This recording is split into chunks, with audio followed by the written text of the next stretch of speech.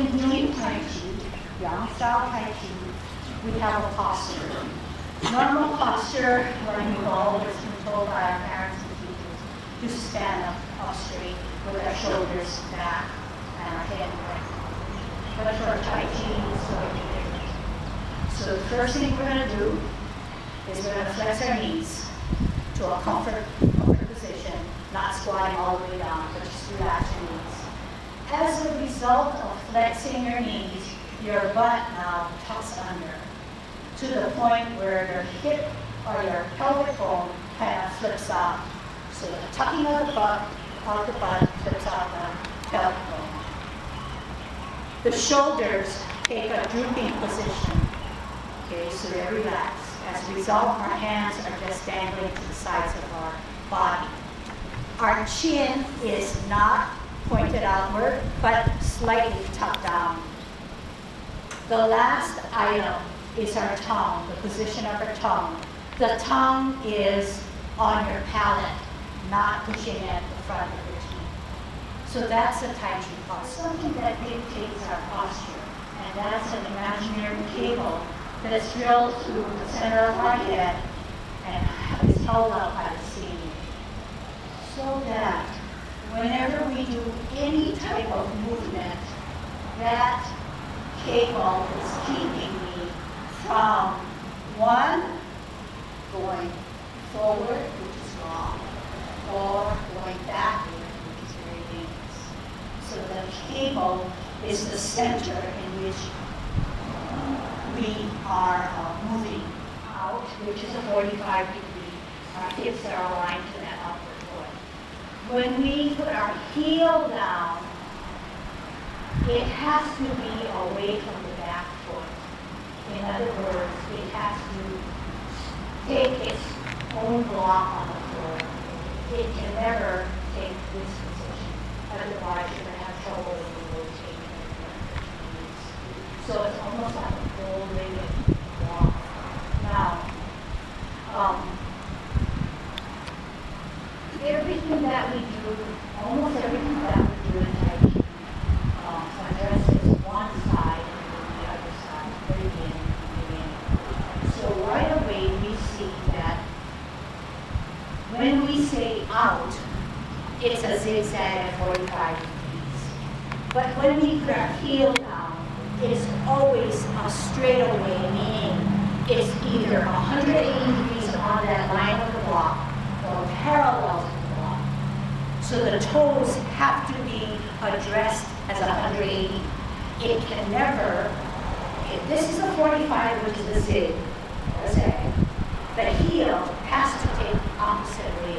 It has to give me the forward position straight away. This I'm going to do it wrong. This is the 45, which is correct. That's a zigzag. The heel can never flare out that way. It has to be 180 degrees. Okay, 180 degrees or 90 or whatever you want to call it, parallel to the top, line of the top.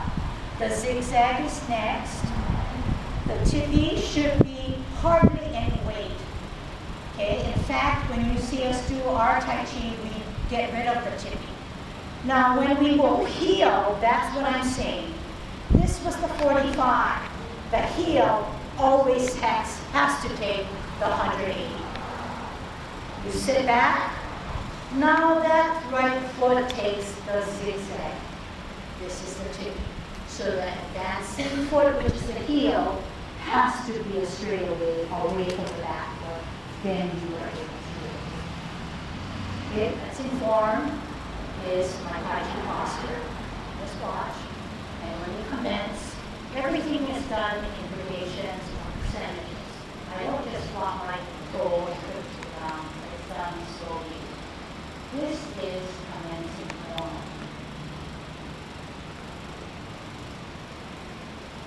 This is holding your ball on T-step, which gets us into the second movement, which is parting of the horse's mane.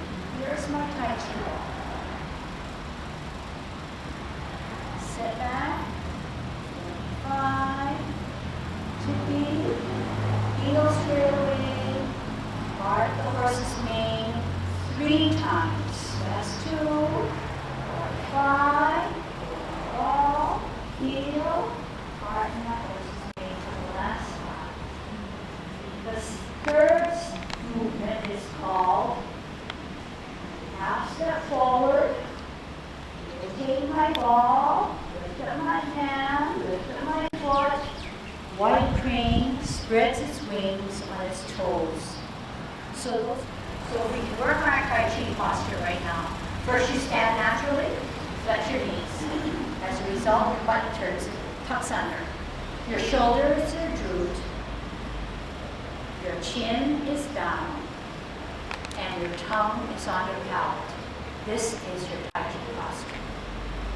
Your feet are about shoulder width away from each other rather than extended beyond your shoulder. You're in a relaxed position.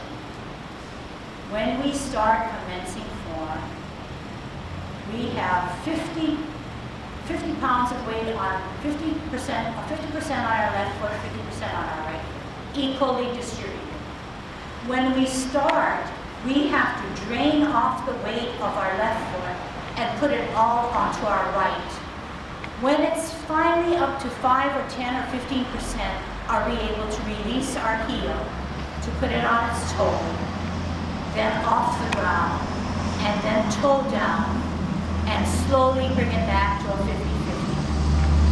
At the same time, our hands are wrapping around our thigh, right to the middle. Then we're lifting up our hand, trying to use our back muscle rather than just our limbs.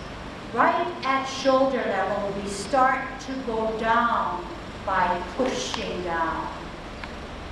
Then we form our ball by our left hand being just below our belly button, and we're holding our Tai Chi ball.